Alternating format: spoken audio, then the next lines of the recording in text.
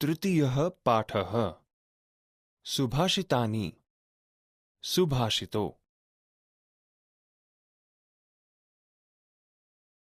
વિદ્યાર્થી મિત્રો, સુભાષિતો એ સંસ્કૃત ભાષાની આગવી વિશેષતા છે.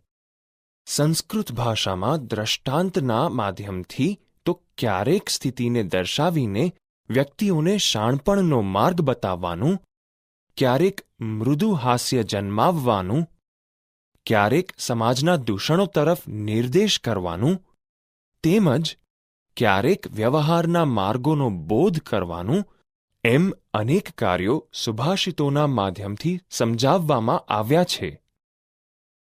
આજે આપણે તૃતીયઃ પાઠઃ સુભાષિતાની સુભાષિતોનું લયબદ્ધ અને ભાવસભર ગાન કરતા શીખીશું.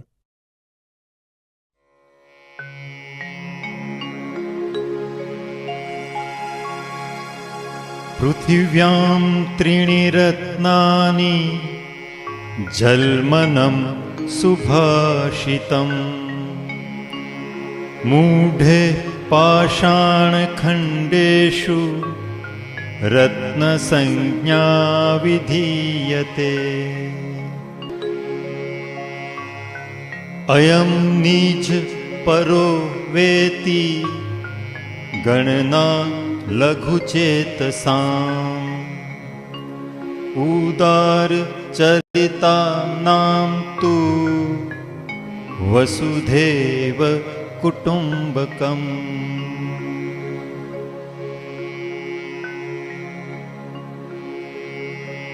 નમન્તિ ફલિનો વૃક્ષા નમન્તિ ગુણિનો જના શુષ્કવૃક્ષાશ્ચ મૂર્ખાશ્ચ ન નમન્તિ કદાચન.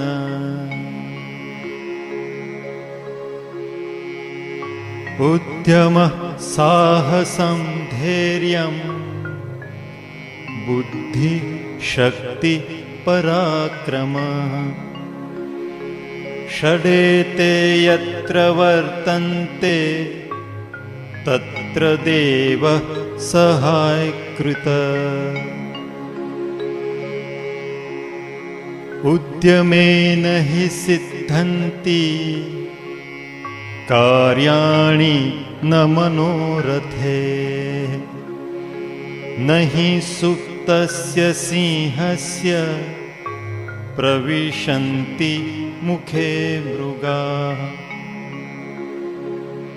દૃષ્ટિપૂतं ન્યસેત પાદં વસ્ત્રપૂतं પિબેજ્જલમ શાસ્ત્રપૂતાં વદેત વાણીં મનઃપૂतं સમાચર.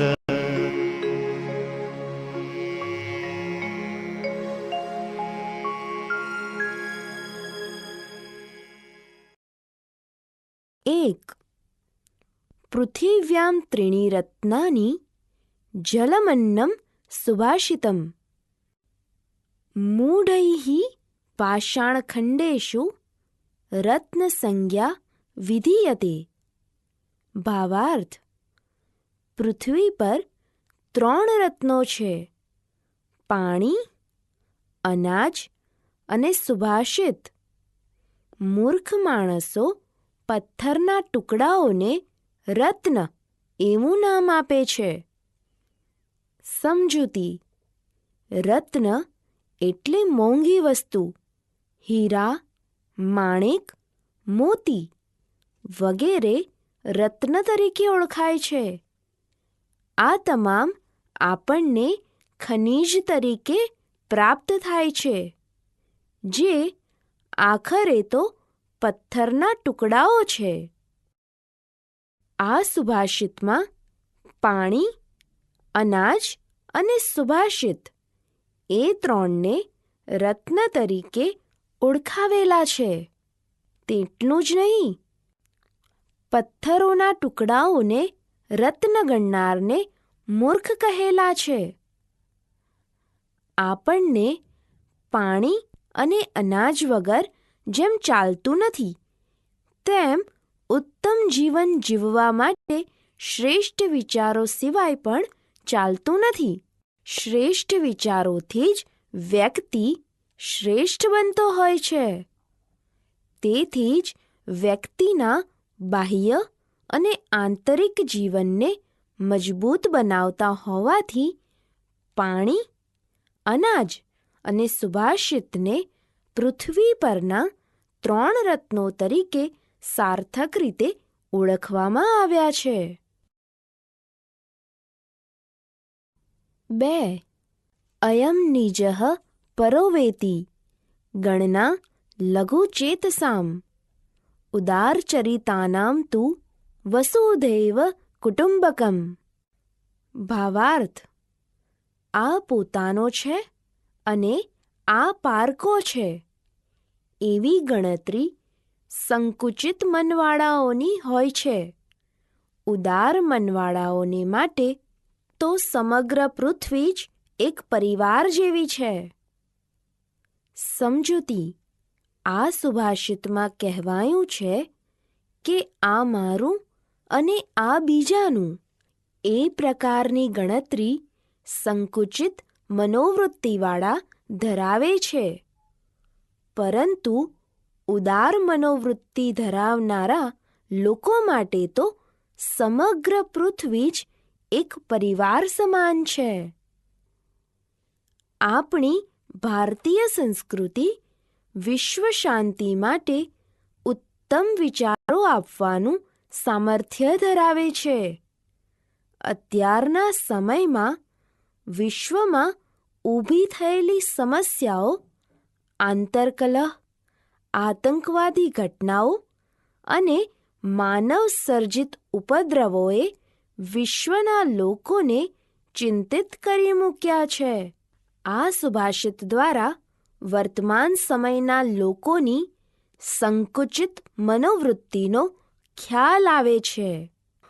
મહાભારત જેવા યુદ્ધ વખતે પણ મામકાહા અને પાંડવાહા જેવા શબ્દો દ્વારા કૌરવોના પિતા ધૃતરાષ્ટ્રની સંકુચિત મનોવૃત્તિનો પરિચય થાય છે, જેની સાક્ષી શ્રીમદ્ ભગવદ્ ગીતાના પ્રથમ શ્લોકમાં જોવા મળે છે.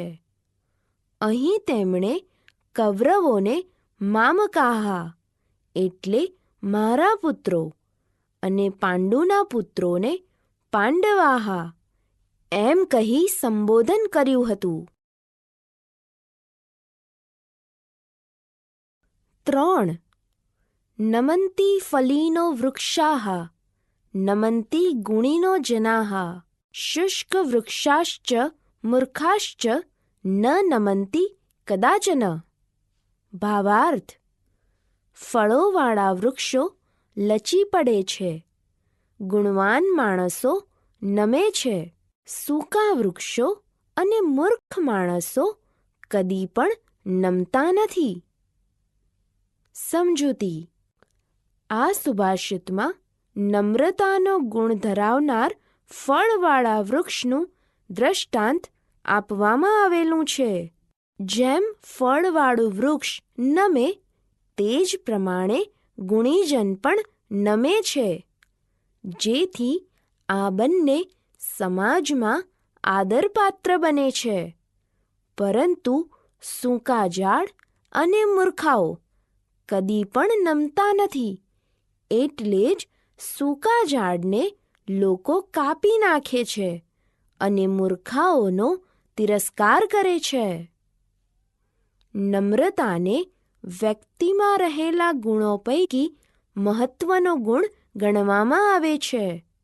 જે વ્યક્તિ નમ્ર નથી બની શકતો તે અક્કડ રહે છે કે બાંધછોડ કરવા તૈયાર થતો નથી. તે જીવનમાં ક્યારેય સફળતા મેળવી શકતો નથી. 4. ઉદ્યમઃ સાહસમ ધૈર્યમ બુદ્ધિઃ શક્તિઃ પરાક્રમઃ ષડેતે યત્ર વર્તન્તે તત્ર દેવઃ સહાયકૃત. ભાવાર્થ: મહેનત, સાહસ, ધીરજ, બુદ્ધિ, શક્તિ અને પરાક્રમ આ 6 ગુણો જ્યાં હોય છે ત્યાં દેવ સહાયતા કરે છે. સમજૂતી: આ સુભાષિતમાં કોને ભાગ્ય સાથ આપે છે તે દર્શાવવામાં આવેલું છે. જીવનમાં સફળતા મેળવવા માટે જરૂરી 6 ગુણોની અહીં વાત કરવામાં આવી છે. સફળતા પ્રાપ્ત કરવાનો પ્રથમ ગુણ મહેનત છે. ત્યારબાદ વ્યક્તિમાં કોઈ પણ કાર્ય હાથમાં લેવાનું સાહસ હોવું જોઈએ. પરિણામ મળે ત્યાં સુધી ધીરજ ધરતા આવડવું જોઈએ. તેમજ કાર્યની યોજના બનાવવા માટે વ્યક્તિમાં બુદ્ધિ હોવી જોઈએ. અંતે કાર્યને અમલમાં મૂકવાની શક્તિ અને ગમે તે પરિસ્થિતિમાં અડગ રહેવાનું પરાક્રમ ખૂબ જ જરૂરી છે.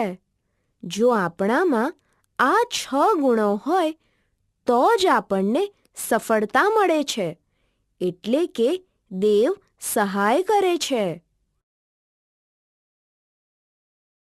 5.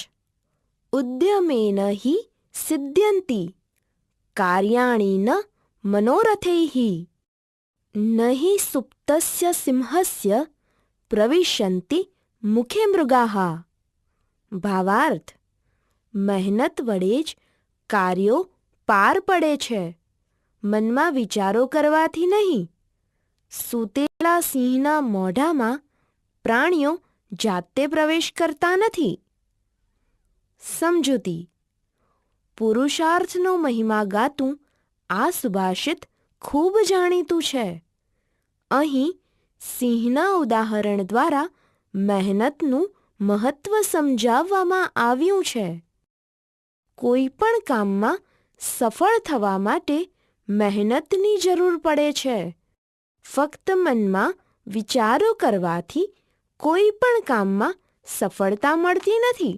સિંહ જંગલનો સૌથી બળવાન પ્રાણી હોવા છતાં તેને શિકાર માટે બહાર જવું પડે છે અને શિકાર કરવો પડે છે.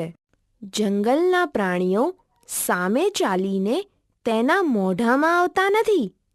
આમ ફક્ત વિચારો કરવાથી જંગલના રાજા સિંહની પણ ઈચ્છા પૂરી થતી નથી. તેણે પણ મહેનત તો કરવી જ પડે છે. 6. દ્રષ્ટિપૂતમ ન્યસેત પાદમ વસ્ત્રપૂતમ પિબેજ્જલમ શાસ્ત્રપૂતામ વદેત વાણીમ મનઃપૂતમ સમાચરેત. ભાવાર્થ: આંખોથી જોઈને જ પગ મૂકવો જોઈએ. વસ્ત્રથી ગાળેલું પાણી જ પીવું જોઈએ. શાસ્ત્રથી શુદ્ધ કરેલી વાણી જ બોલવી જોઈએ. મનથી પવિત્ર કરેલું કર્મ જ કરવું જોઈએ. સમજૂતી: આ સુભાષિતમાં માનવ જીવનમાં આચરણમાં મૂકવા લાયક 4 બાબતો જણાવવામાં આવેલી છે. આપણે હંમેશા રસ્તામાં ચાલતી વખતે આંખોથી જોઈને પછી જ પગ મૂકવો જોઈએ. હંમેશા સ્વચ્છ કપડાથી ગાળીને જ પાણી પીવું જોઈએ. આપણે શાસ્ત્રોથી પવિત્ર થયેલી વાણી એટલે કે સંસ્કારી વાણી જ બોલવી જોઈએ.